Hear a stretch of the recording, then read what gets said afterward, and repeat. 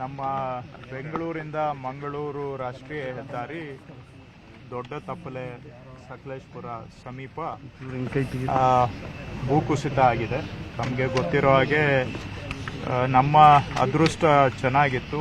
ಭೂಕುಸಿತದಲ್ಲಿ ಯಾರಿಗೂ ಕೂಡ ಪ್ರಾಣಕ್ಕೆ ಹಾನಿ ಆಗದೆ ಸಿಕ್ಕಾಕೊಂಡಿದ್ದ ಗಾಡಿಗಳನ್ನು ಕೂಡ ನಮ್ಮ NHAIನವರು ಮತ್ತು ನಮ್ಮ ಪೊಲೀಸ್ನವರು ಮತ್ತು ಕಂದಾಯ ಇಲಾಖೆಯವರು ಎಲ್ಲರೂ ಜಂಟಿಯಾಗಿ ಪ್ರಯತ್ನ ಮಾಡಿ ಎಲ್ಲ ಗಾಡಿಗಳನ್ನು ಕೂಡ ಸೇಫಾಗಿ ತೆಗೆದಿದ್ದಾರೆ. ಮತ್ತು ಯಾರಿಗೂ ಪ್ರಾಣಕ್ಕೆ ಆಗಲಿ ಅಥವಾ ಏನು ತೊಂದರೆನೂ ಕೂಡ ಆಗದೇ ಇರೋದು ಏನೋ ನಮ್ಮ ಅದೃಷ್ಟ ಅಂತ ಹೇಳ್ಬೋದು. ಈ ರಾಷ್ಟ್ರೀಯ ಹೆದ್ದಾರಿ 75 ಇದು ಕೆಲಸ ಕಾಮಗಾರಿ ನಡೆದಿದೆ, ಭಾಳ ವರ್ಷಗಳಿಂದ ನಡೆದಿದೆ.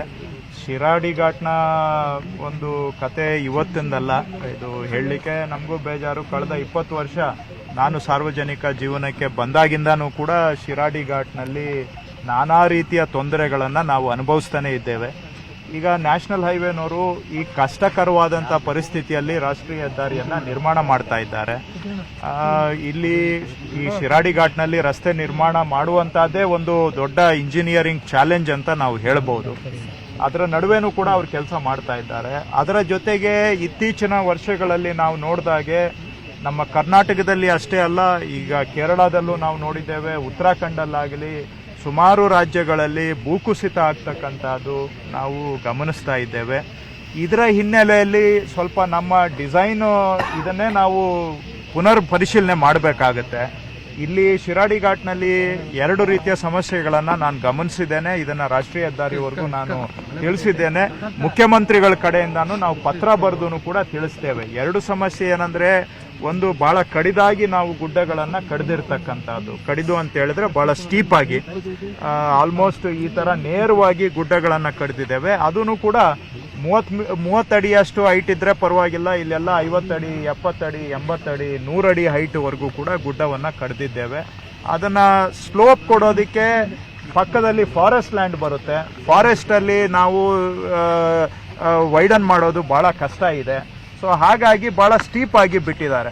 ಸ್ಟೀಪ್ ಆಗಿ ಬಿಟ್ಟಿದ ಕಡೆ ಅಟ್ಲೀಸ್ಟ್ ನಾವು ರಿಟೈನಿಂಗ್ ವಾಲ್ ಅನ್ನ 5 ಅಡಿ 10 ಅಡಿ ಕಟ್ಟೋದ್ರ ಬದಲಿಗೆ ಬಹಳ ಹೈಟ್ಗೆ ರಿಟೈನಿಂಗ್ ವಾಲ್ ಅನ್ನ ಕಟ್ಟಬೇಕಾಗುತ್ತೆ.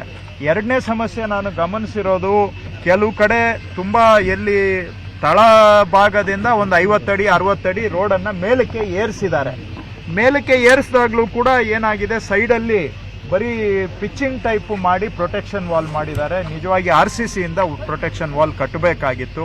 ಹಾಗಾಗಿ ನಾನು ಇವತ್ತು ಜಿಯೋಲಾಜಿಕಲ್ ಸರ್ವೆ ಆಫ್ ಇಂಡಿಯಾ ಅಂತ ಭಾರತ ಸರ್ಕಾರದ ಸಂಸ್ಥೆ ಇದೆ, ಅವರು ಮೊನ್ನೆ ಶಿರೂರು ಘಟನೆಯಲ್ಲೂ ಕೂಡ ಅವರು ನಮಗೆ ಬಹಳ ಉಪಯುಕ್ತವಾದಂಥ ವೈಜ್ಞಾನಿಕ ಸಲಹೆಗಳನ್ನು ಕೊಟ್ಟಿದ್ದಾರೆ. ಸೊ ನಾನು ಜಿಯೋಲಾಜಿಕಲ್ ಸರ್ವೆ ಅವರಿಗೆ ಇವತ್ತೇ ಮಾತನಾಡಿ, ಅವರು ಈ ಶಿರಾಡಿ ಘಾಟ್ನಲ್ಲಿ ರಾಷ್ಟ್ರೀಯ ಹೆದ್ದಾರಿಯವರು ಏನೇನು ಕೆಲಸ ಮಾಡ್ತಾ ಇದ್ದಾರೆ, ಇದರಲ್ಲಿ ಏನೇನು ಬದಲಾವಣೆ ತಗೊಂಡು ಬರಬೇಕು ಅಂತ ಅವ್ರ ಕಡೆಯಿಂದ ಒಂದು ರಿಪೋರ್ಟ್ ಅನ್ನ ನಾನು ತರಿಸ್ಕೊಂಡು ನಮ್ಮ ಸರ್ಕಾರದ ಕಡೆಯಿಂದ ಅಧಿಕೃತವಾಗಿ NHAI ಅವರಿಗೆ ಕೊಟ್ಟು ಸ್ವಲ್ಪ ಡಿಸೈನ್ ಅಲ್ಲಿ ಬದಲಾವಣೆಗಳನ್ನು ಮಾಡಿಕೊಂಡು ಮುಂದೆ, ಯಾಕಂದ್ರೆ ರೋಡು ಏನೋ ಮಾಡಿ ಕಷ್ಟಪಟ್ಟು ಮಾಡಿಬಿಡ್ತಾರೆ, ಆದರೆ ಭವಿಷ್ಯದಲ್ಲೂ ಕೂಡ ಪ್ರತಿ ವರ್ಷ ಈ ಸಮಸ್ಯೆಗಳನ್ನು ಎದುರಿಸುವ ಹಾಗೆ ಆಗಬಾರದು ಅನ್ನೋ ದೃಷ್ಟಿಯಿಂದ ಆ ಕೆಲಸವನ್ನು ನಾವು ಮಾಡ್ತೇವೆ. ಮತ್ತು ನಾನು ಮುಖ್ಯಮಂತ್ರಿಗಳ ಕಡೆಯಿಂದಾನು NHAIಗೆ ತಕ್ಷಣ ಪತ್ರ ಬರೆದು ಎಲ್ಲೆಲ್ಲಿ ಘಾಟ್ ಸೆಕ್ಷನ್ ಅಲ್ಲಿ ರಾಷ್ಟ್ರೀಯ ಹೆದ್ದಾರಿ ನಿರ್ಮಾಣ ಆಗ್ತಾ ಇದೆ ಅಲ್ಲಿ ಸ್ವಲ್ಪ ಬಹಳ ಇನ್ನೂ ಎಚ್ಚರಿಕೆಯನ್ನು ನಾವು ವಹಿಸಬೇಕು ಅನ್ನುವಂಥದ್ದನ್ನ ಭಾರತ ಸರ್ಕಾರದ NHAIನವ್ರಿಗೂ ಕೂಡ ತಾಕೀತು ಮಾಡುವಂತ ಕೆಲಸ ನಾನು ಮಾಡ್ತೇನೆ. ಇದು ರಾಷ್ಟ್ರೀಯ ಹೆದ್ದಾರಿಗೆ ಸಂಬಂಧಪಟ್ಟ ಹಾಗೆ. ಇನ್ನ ನಮ್ಮ ರಾಜ್ಯದಲ್ಲಿ ಹೆದ್ದಾರಿಗಳಲ್ಲೂ ಕೂಡ ಕೆಲವು ಕಡೆ ಸಣ್ಣ ಪುಟ್ಟ ಕುಸಿತಗಳು ಆಗಿದ್ದಾವೆ, ರಸ್ತೆಗಳು ಹಾಳಾಗಿದ್ದಾವೆ. ಮುಖ್ಯಮಂತ್ರಿಗಳ ಜೊತೆ ನಾನು ಈಗಾಗಲೇ ಚರ್ಚೆ ಮಾಡಿದ್ದೇನೆ. ಮುಖ್ಯಮಂತ್ರಿಗಳು ನಮಗೆ ಅಂಗೀಕಾರವನ್ನು ಕೊಟ್ಟಿದ್ದಾರೆ. ಈ ವರ್ಷ ಒಂದು 100 ಕೋಟಿ ರೂಪಾಯಿ, ಮತ್ತೆ ಬರೋ ವರ್ಷದಲ್ಲಿ ಒಂದು 200 ಕೋಟಿ ರೂಪಾಯಿ, ಒಟ್ಟು ಒಂದು 300 ಕೋಟಿ ರೂಪಾಯಿ ವೆಚ್ಚದಲ್ಲಿ ಈ ನಮ್ಮ ರಾಜ್ಯಕ್ಕೆ ವ್ಯಾಪ್ತಿಗೆ ಬರ್ತಕ್ಕಂಥ ರಸ್ತೆಗಳಲ್ಲಿ ಎಲ್ಲೆಲ್ಲಿ ಜಿಯೋಲಾಜಿಕಲ್ ಸರ್ವೆ ಆಫ್ ಇಂಡಿಯಾದವರು ಭೂಕುಸಿತ ಆಗುವಂತ ಸಾಧ್ಯತೆಗಳು ಇದ್ದಾವೆ ಅಲ್ಲಿ ತಡೆಗಟ್ಟುವಂತ ಕೆಲಸಗಳನ್ನ ಮಾಡಲಿಕ್ಕೆ, ತಡೆಗಟ್ಟುವ ಕೆಲಸ ಅಂದ್ರೆ ತಡೆಗೋಡೆ ಇರಬಹುದು, ಅಥವಾ ಪಿಚ್ಚಿಂಗ್ ಮಾಡ್ತಕ್ಕಂಥದ್ದಿರ್ಬೋದು, ಅಥವಾ ಟರ್ಫಿಂಗ್ ಮಾಡೋದಿರ್ಬೋದು, ಗಿಡ ನೆಡುವಂತಹದಿರ್ಬೋದು. ಜಿಯೋಲಾಜಿಕಲ್ ಸರ್ವೆಯವರು ಯಾವ್ಯಾವ ಪರಿಹಾರ ಕೆಲಸಗಳನ್ನ ಸೂಚಿಸ್ತಾರೆ ಅವುಗಳನ್ನ ಜಿಯೋಲಾಜಿಕಲ್ ಸರ್ವೆ ಅವರು ಎಲ್ಲೆಲ್ಲಿ ಬಹಳ ತೊಂದರೆಗೆ ಒಳಗಾಗಬಹುದು ಅಂತ ಗುರುತಿಸಿದ್ದಾರೆ. ಅಂತ ಪಾಯಿಂಟ್ಗಳಲ್ಲಿ ನಮ್ಮ ಮಲೆನಾಡು ಪ್ರದೇಶದಲ್ಲಿ, ವಿಶೇಷವಾಗಿ ಮಲೆನಾಡು ಜಿಲ್ಲೆಗಳಲ್ಲಿ ಈ ರೀತಿಯ ಭೂಕುಸಿತ ತಡೆ ಮಾಡುವಂತ ಕೆಲಸಗಳನ್ನ ಕೈಗೆತ್ತಿಕೊಳ್ಳಿಕ್ಕೆ ಒಂದು 300 ಕೋಟಿ ರೂಪಾಯಿನ ಯೋಜನೆಯನ್ನ ತಯಾರು ಮಾಡಲಿಕ್ಕೆ ಮುಖ್ಯಮಂತ್ರಿಗಳು ಸೂಚನೆ ಕೊಟ್ಟಿದ್ದಾರೆ. ನಾನು ಈಗಾಗಲೇ ಗೈಡ್ಲೈನ್ಸ್ ಅನ್ನು ಕೂಡ ಪ್ರಿಪೇರ್ ಮಾಡಿ ಈ ವಾರದಲ್ಲಿ ಎಲ್ಲಾ ಜಿಲ್ಲೆಗಳಿಗೆ ನಾನು ಜಿಲ್ಲಾಧಿಕಾರಿಗಳಿಗೆ ಪ್ರಸ್ತಾವನೆ ಸಲ್ಲಿಸಲಿಕ್ಕೆ ಕೂಡ ನಾನು ಸೂಚನೆಯನ್ನ ಕಳಿಸ್ತಾ ಇದ್ದೇನೆ. ಈ ವಾರದಲ್ಲೇ ನಾನು ಕಳಿಸಿ ಅವರಿಂದ ಪ್ರಸ್ತಾವನೆಗಳನ್ನ ತೆಗೆದುಕೊಂಡು ಎಲ್ಲೆಲ್ಲಿ ಭೂಕುಸಿತ ಆಗುವಂತ ಸಾಧ್ಯತೆಗಳಿದಾವೆ ಆ ಪ್ರದೇಶಗಳಿಗೆ ವಿಶೇಷ ಆದ್ಯತೆಯನ್ನ ಕೊಟ್ಟು ಅಲ್ಲಿ ತಡೆಗೋಡೆ ಹಾಗೂ ಇತರೆ ಪರಿಹಾರ ಕೆಲಸಗಳನ್ನ ಮಾಡಲಿಕ್ಕೆ 300 ಕೋಟಿ ರೂಪಾಯಿನ ಒಂದು ಯೋಜನೆಯನ್ನ ನಾವು ಮಾಡ್ತಾ ಇದ್ದೇವೆ. ಇನ್ನು ಮುಂದುವರೆದು ನಿನ್ನೆ ವಯನಾಡಿನಲ್ಲಿ ಆಗಿರುವ ಘಟನೆ ಆದ ನಂತರ ನಾವೆಲ್ಲರೂ ಕೂಡ ಎಚ್ಚೆತ್ತುಕೊಳ್ಬೇಕಾಗಿದೆ. ಸರ್ಕಾರದ್ದು ಜವಾಬ್ದಾರಿ ಇದೆ, ಜನಗಳದ್ದು ಜವಾಬ್ದಾರಿ ಇದೆ. ನಾವು ಇಷ್ಟ ಬಂದಂಗೆ ಅಭಿವೃದ್ಧಿ ಮಾಡಿದ್ರೆ ಒಂದಲ್ಲ ಒಂದು ದಿನ ಪರಿಸರ ನಮಗೆ ಬುದ್ಧಿ ಕಲಿಸುತ್ತೆ. ಅದು ಆಗಬಾರ್ದು ಅಂತ ಹೇಳಿದ್ರೆ ಸರ್ಕಾರನೂ ಎಚ್ಚೆತ್ಕೋಬೇಕು, ಜನನೂ ಸಹಕಾರ ಮಾಡಬೇಕು. ನಾವು ಇಷ್ಟ ಬಂದ ಹಾಗೆ ಪರಿಸರವನ್ನ ಟೇಕನ್ ಫಾರ್ ಗ್ರಾಂಟೆಡ್ ಮಾಡಿದ್ರೆ ಅದಕ್ಕೂ ಕೂಡ ಒಂದು ಇತಿಮಿತಿ ಇದೆ ಅನ್ನೋದಕ್ಕೆ ನಮಗೆ ದುರಾದೃಷ್ಟಕರವಾದಂತ ದುರಂತಮಯ ವಯನಾಡಿನ ಘಟನೆ ನಮಗೆ ಒಂದು ಎಚ್ಚರಿಕೆ ಆಗಿದೆ.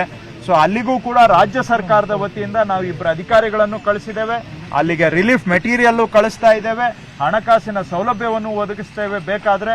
ಮತ್ತು ನಮ್ಮ ಕಡೆಯಿಂದ ಯಾವುದೇ ಅಲ್ಲಿ ಗ್ರೀನ್ ಕಾರಿಡಾರ್ ಅನ್ನ ಕ್ರಿಯೇಟ್ ಮಾಡಿ ವೆಹಿಕಲ್ ಮೂವ್ಮೆಂಟ್ಗೆ ಆಗಲಿ, ಹೆಲ್ತ್ ಸಪೋರ್ಟ್ಗೆ ಆಗಲಿ, ರಿಲೀಫ್ ಮೆಟೀರಿಯಲ್ಗೆ ಆಗಲಿ ಎಲ್ಲಾ ಸಹಕಾರವನ್ನ ನಾವು ಕೇರಳ ಸರ್ಕಾರಕ್ಕೆ ಕೊಡ್ತಾ ಇದ್ದೇವೆ. ಮತ್ತು ಅದರ ಜೊತೆಗೆ ನಾಳೆ ಅದು ಕೇರಳದಲ್ಲಿ ಇವತ್ತಾಗಿದೆ, ಎಲ್ಲಿ ಬೇಕಾದರೂ ಆಗಬಹುದು. ದೇಶದಲ್ಲಿ ಎಲ್ಲೆಲ್ಲಿ ಬೆಟ್ಟ ಪ್ರದೇಶ ಇದೆ ಎಲ್ಲಾ ಕಡೆ ಕೂಡ ಆಗುವಂತ ಸಾಧ್ಯತೆಗಳಿದೆ. ಹವಾಮಾನ ಬದಲಾವಣೆ ಆಗ್ತಾ ಇದೆ.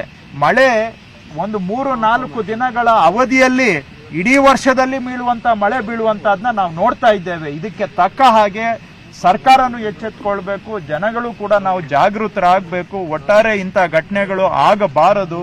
ಅದನ್ನ ತಡೆಗಟ್ಟಲಿಕ್ಕೆ ಸರ್ಕಾರದ ಜೊತೆಗೆ ಎಲ್ಲ ಜನಗಳು ಸಹಕಾರ ಮಾಡಬೇಕು ಅಂತ ನಾನು ಮನವಿ ಮಾಡ್ತೇನೆ. ಸರ್, ರಾಷ್ಟ್ರೀಯ ಹೆದ್ದಾರಿ ಅಧಿಕಾರಿಗಳು ಸ್ಪಂದನೆ ಮಾಡಲ್ಲ, ಅದಕ್ಕೆ ನಿರ್ಲಕ್ಷ್ಯತೆ ತೋರಿಸ್ತಾರೆ ಅನ್ನುವಂಥದ್ದು ಪ್ರಮುಖವಾಗಿರುವಂತಹ ಆರೋಪ ತಾವು ಗಮನಿಸಿದ್ರಿ. ಅವರ ಸ್ಥಳದಲ್ಲಿ ಯಾರು ಇರಲ್ಲ ಸರ್, ಅವರಿಗೆ ಕನ್ನಡ ಬರಲ್ಲ, ಇಲ್ಲಿ ಹೇಳಿದವ್ರಿಗೆ ಅರ್ಥ ಆಗಲ್ಲ.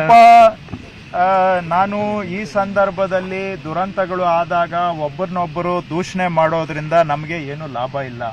ಅದರಿಂದ ಸುಮ್ಮನೆ ಕೆಸರು ಎರಚಾಟದಿಂದ ಸಾರ್ವಜನಿಕರಿಗೆ ಲಾಭ ಇಲ್ಲ.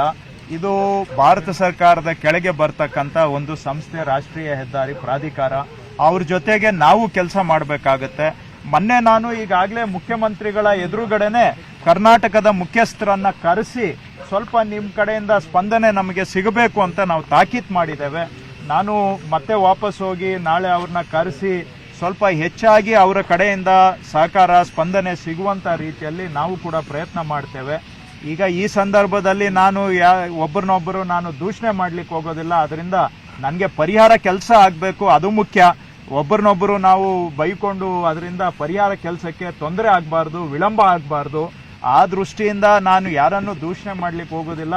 ಯಾಕೆಂದ್ರೆ ಒಂದು ಕಡೆ ನಾನು ಅವ್ರಿಗೆ ಬೆರಳು ತೋರಿಸಿದ್ರು ಕೂಡ ನಮಗೂ ನಿಮಗೂ ಎಲ್ಲರಿಗೂ ಗೊತ್ತಿದೆ, ಶಿರಾಡಿ ಘಾಟ್ ಇವತ್ತಲ್ಲ 25 ವರ್ಷದಿಂದ ಬಹಳ ಒಂದು ಸಮಸ್ಯಾತ್ಮಕವಾದಂತಹ ಜಟಿಲವಾದಂತಹ ಸಮಸ್ಯೆ ಇದೆ. ಸೊ ಇಂಥದ್ರಲ್ಲಿ ನಾವು ಎಲ್ಲರೂ ಒಂದುಗೂಡಿ ಪರಿಹಾರ ಕೆಲಸ ಮಾಡಬೇಕೇ ಹೊರತು ನಾನು ಇನ್ನೊಬ್ಬರ ಮೇಲೆ ನಾನು ಬೆರಳು ತೋರಿಸೋದಕ್ಕೆ ಹೋಗೋದಿಲ್ಲ. ಅವ್ರನ್ನ ನ್ಯಾಷನಲ್ ಹೈವೇವರ ಪ್ರಾಧಿಕಾರದ ಸಹಕಾರವನ್ನು ನಾನು ತಗೊಳ್ತೇನೆ.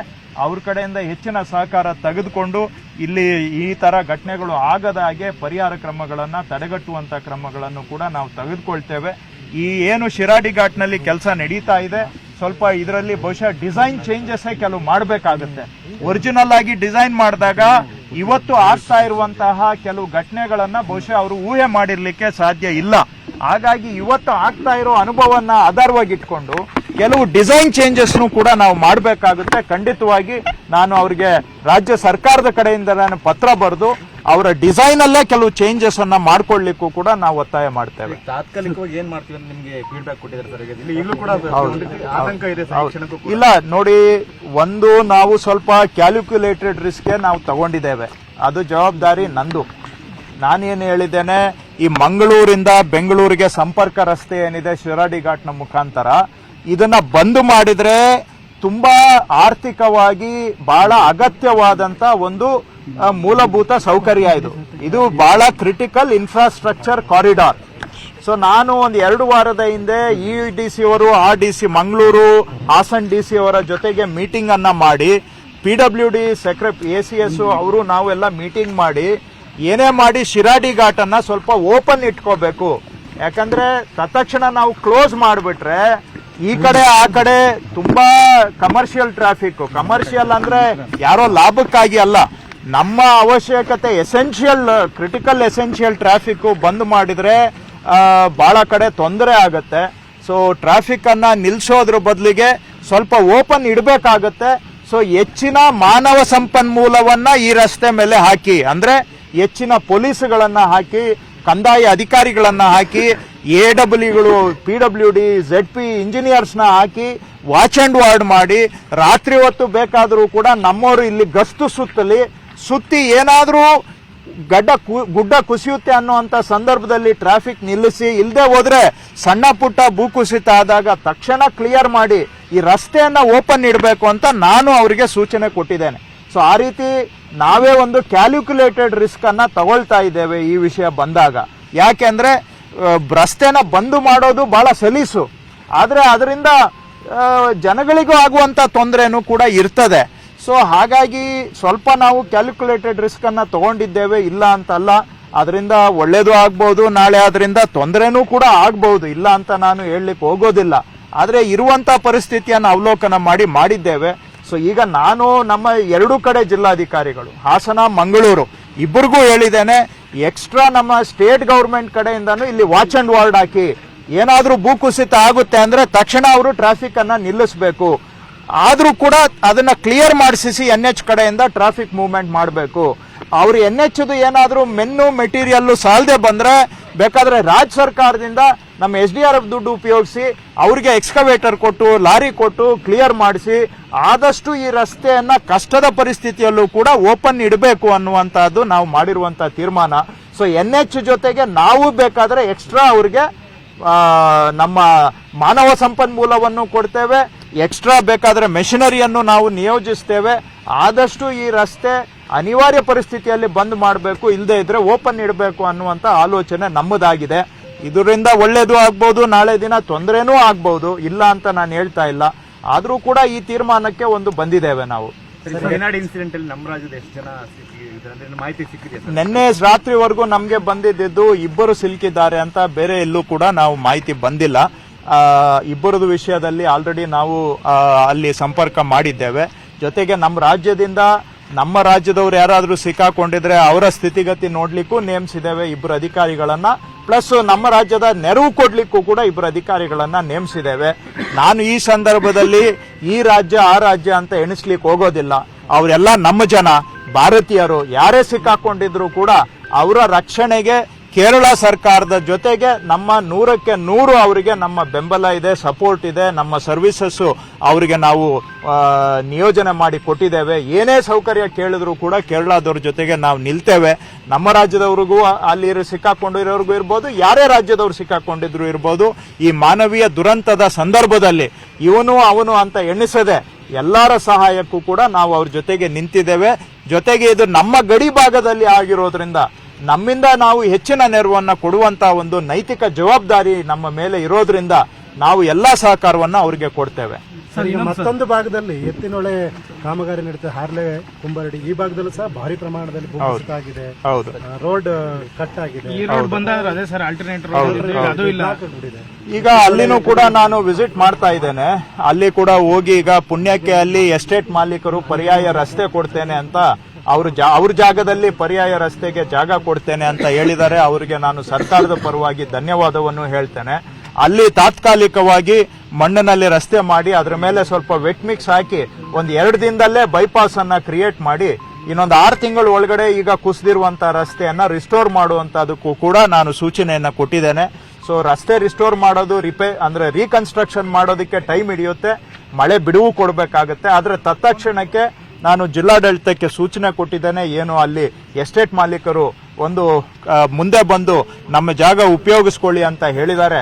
ಅದನ್ನ ಉಪಯೋಗ ಮಾಡಿಕೊಂಡು ಆಲ್ಟರ್ನೇಟ್ ರೋಡ್ ಅನ್ನ ಓಪನ್ ಮಾಡಲೇಬೇಕು. ಯಾಕಂದ್ರೆ ಅದೊಂದು ಸುಮಾರು 25 ಗ್ರಾಮಗಳಿಗೆ ಸಂಪರ್ಕ ರಸ್ತೆ ಆಗಿರೋದ್ರಿಂದ ಅದು ಬಹಳ ಅವಶ್ಯಕತೆ ಇದೆ. ತತ್ಕ್ಷಣ ಆಲ್ಟರ್ನೇಟ್ ರೋಡ್ ಮಾಡಲಿಕ್ಕೆ ಸೂಚನೆಯನ್ನು ಕೊಟ್ಟಿದ್ದೇನೆ. ನನಗೆ ಜಿಲ್ಲಾಧಿಕಾರಿಗಳು ಭರವಸೆ ಕೊಟ್ಟಿದ್ದಾರೆ, 2 ದಿನದ ಒಳಗಡೆ ಆಲ್ಟರ್ನೇಟ್ ರೋಡ್ ಅನ್ನ ಓಪನ್ ಮಾಡಿ ಜನಗಳಿಗೆ ಕೊಡಿಸ್ಕೊಡ್ತೇವೆ ಅನ್ನುವಂಥದ್ದನ್ನ ಜಿಲ್ಲಾಧಿಕಾರಿಗಳು ಹೇಳಿದ್ದಾರೆ. ನಾನು ಅಲ್ಲಿ ಹೋಗಿ ವಿಸಿಟ್ ಮಾಡಿ ಫಾಲೋ ಅಪ್ ಮಾಡ್ತೇನೆ. ಸರ್, ನೀವು ಸಕಲೇಶ್ಪುರದಿಂದ ಇಲ್ಲಿವರೆಗೆ ಬಂದ್ರಲ್ಲ ಸರ್, ಎರಡೂ ಭಾಗದಲ್ಲೂ ಅರಣ್ಯ ಇದು ಜಾಗನೇ ಬರೋದಿಲ್ಲ, ಎಲ್ಲಾನು ಕಂದಾಯ ಭೂಮಿಗಳಿರೋದು. ಏನು ನ್ಯಾಷನಲ್ ಹೈವೇ ಇದ್ದಾರೆ, ನಿಮಗೆ ತಪ್ಪು ಮಾಹಿತಿ ಕೊಟ್ಬಿಟ್ಟು ಅರಣ್ಯ ಇಲಾಖೆ ಅವರು ತೊಂದರೆ ಇರ್ಲಿ ನೋಡೋಣ. ಆ ತರದಿದ್ರೆ ನಾನು DC ಅವರಿಂದ ರಿಪೋರ್ಟ್ ತಗೊಳ್ತೇನೆ. ಎಲ್ಲಾದ್ರೂ ನಮ್ ಜಾಗ ಎಕ್ಸ್ಟ್ರಾ ಕೊಡ್ಬೇಕಾದ್ರೆ ಕೊಡ್ತೇವೆ. ಈಗ ಸುಮ್ಮನೆ ಇರಬಹುದು, ಅವರು ಏನೇ ಇರ್ಲಿ ಅದನ್ನ ನಾವು ಇಲ್ಲಿ ರಾಡಿ ಮಾಡ್ಕೊಳ್ಳೋದಕ್ಕಿಂತ ಜೊತೆಗೂಡಿ ಆ ಸಮಸ್ಯೆ ಪರಿಹಾರ ಮಾಡೋಣ. ನೀವ್ ಹೇಳಿದ್ದನ್ನು ಕೂಡ ಖಂಡಿತ ನಾನು ಗಮನದಲ್ಲಿಟ್ಕೊಂಡು ಆ ತರದ್ದೇನಾದ್ರೂ ನಮ್ಮ ಸರ್ಕಾರಿ ಭೂಮಿ ಇದ್ರೆ ಸ್ವಲ್ಪ ಲಿಬರಲ್ ಆಗಿ ಈ ತರ ಗುಡ್ಡ ಕುಸಿತ ಆಗುವಂತ ಅದನ್ನ ತಪ್ಪಿಸೋ ದೃಷ್ಟಿಯಿಂದ ಎಕ್ಸ್ಟ್ರಾ ಲ್ಯಾಂಡ್ ಬೇಕಾದ್ರೆ ನಮ್ ಕಂದಾಯ ಲ್ಯಾಂಡ್ ಇದ್ರೆ ಕೊಡ್ತೇವೆ ನಾವು.